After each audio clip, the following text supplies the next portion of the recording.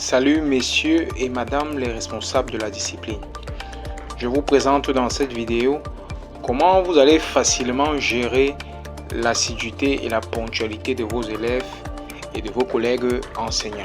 Dans un petit moment, on commence.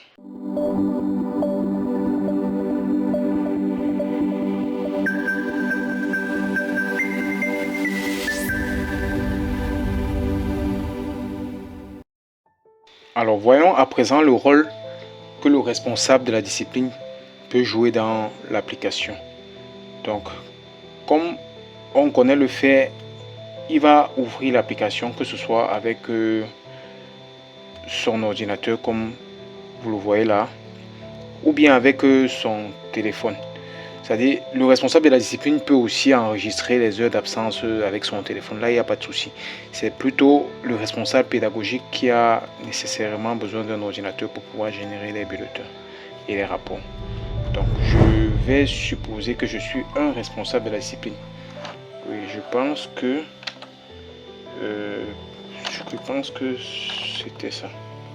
Bon, si je prends la dame chargée de la discipline, elle se connecte comme tout le monde et elle peut modifier son mot de passe. Donc voilà, étant connecté, automatiquement le module statistique se charge pour elle. Vous voyez, elle a plusieurs modules, elle a un peu plus de modules que les enseignants. C'est-à-dire, par exemple, elle a les absences, elle a les sanctions, elle a tout ça. C'est bon, tout ce qui concerne la discipline. Donc, ce qui la concerne se charge automatiquement sans qu'elle ait besoin de venir ici là cliquer pour que ça s'ouvre. Donc, c'est dans le module statistique qu'elle va mettre à jour les absences des enfants. Donc, du coup, si elle n'enregistre pas les absences des enfants par défaut, ça va leur donner 0 heure d'absence. Ouais.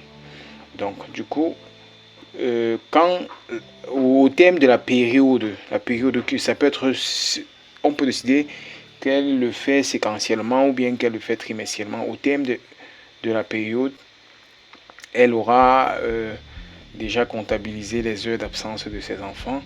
Elle vient ici, elle appuie juste sur saisir les heures d'absence.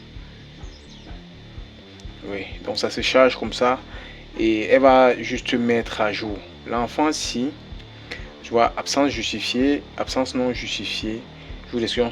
En fait, tout ça va se mettre sur le bulletin. C'est-à-dire que toutes ces informations aussi seront sur le bulletin en bas, dans le pied de page là. Du coup, si l'enfant, si il a... c'est normalement ici qu'on remplit les heures d'absence. 5 heures, ça ce sont les vraies heures d'absence de l'enfant. Ça c'est ce qui n'a pas justifié. Oh, elle va juste mettre à jour comme ça, c'est simple. L'enfant ici a 64 heures par exemple. Et si au thème de la décision et tout ça, si sur les 64 là, il a justifié par exemple 50 heures. Vous voyez, non, si sur les 64, l'enfant a 64 heures, il est venu justifier 50 heures. Vous allez mettre ici là 50 et vous n'allez plus mettre 64 ici. Vous allez mettre 14. Là, on va comprendre que l'enfant a eu 64 heures, mais il a justifié 50 et il a été vraiment absent seulement 14 heures. Donc, et si on lui a donné les jours d'exclusion et temporaire, oui, on va venir mettre ici. On met les jours aussi pour voir que l'enfant si a été temporairement exclu. Le nombre de retard. Si on veut gérer les retards et les punitions, on gère. Si on ne veut pas, on laisse, il n'y a pas de souci. Mais ce qui est généralement le plus important, c'est les absences non justifiées ici. C'est très très important. C'est ça, c'est avec ça que dans le rapport, certaines décisions sont prises. Déjà, tableau de refusé et tout ça. Bon, on connaît déjà comment ça fonctionne. C'est juste que je présente juste l'application. Voilà, ici là, le nombre de retards, c'est quoi par exemple? On peut décider dans un établissement de gérer les retards. Du genre, si l'enfant, chaque jour quand il vient en retard, on pointe. Et au terme du trimestre, on comptabilise le nombre de retards qu'il a comptabilisé. Et on vient mettre ici. Après, quand tu as fait ça, tu enregistres simplement comme ça, sauvegarde encore.